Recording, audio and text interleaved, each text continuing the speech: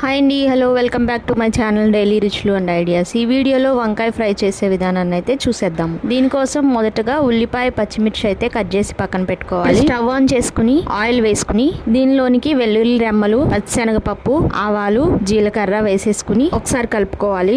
Light గా fry అయిన తర్వాత దీనిలోనికి మనం ముందుగా కట్ చేసి పెట్టుకున్న ఉల్లిపాయ, పచ్చిమిర్చి అలాగే కరివేపాకు కూడా ఇందులోనికి వేసేసుకోవాలి. కొంచెం పసుపు కూడా దీనిలో యాడ్ చేసుకుని బాగా కలుపుకుని ఉల్లిపాయ ముక్కలు గోల్డ్ కలర్ లో ఫ్రై అయ్యేంత వరకు ఫ్రై చేసుకోవాలి. ఈ లోపుగా వంకాయలను అయితే కట్ చేసుకుని రైస్ వాటర్ లో వేసుకున్నట్లయితే బ్లాక్ గా అవ్వకుండా ఉంటాయి. మనం కట్ చేసి పెట్టుకున్న వంకాయ ముక్కలను అయితే దీనిలో వేసేసుకుని ఒకసారి కలుపుకుని టేస్ట్ కి సరిపడా సాల్ట్, అదే విధంగా కారం వేసేసుకుని బాగా కలుపుకుని ఇలా మిక్స్ చేసుకున్న దాన్ని మూత పెట్టి ఆయిల్ పైకి తేలేంత వరకు ఫ్రై చేసుకోవాలి. అంతేనండి, టేస్టీ వంకాయ ఫ్రై అయితే రెడీ అయిపోతుంది. ఈ వీడియో మీకు నచ్చినట్లయితే లైక్ చేయండి, షేర్ చేయండి, సబ్స్క్రైబ్ చేయడం అయితే మర్చిపోకండి. Thanks for watching.